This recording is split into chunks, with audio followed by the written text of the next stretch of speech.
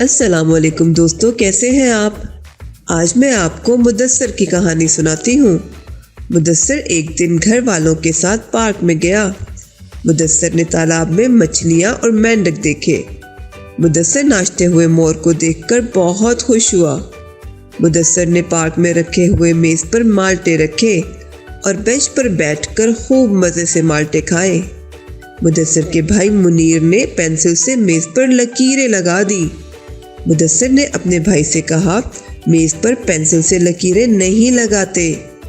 हमें भी मेज़ पर पेंसिल या कलम से लकीरें नहीं लगानी चाहिए। दोस्तों, माल्टा, मेंढक और मेज़ की शुरू की आवाज़ है। अरे ऐसे बोलो। मेरे साथ मिलकर बोलो। आओ कुछ पढ़ते हैं।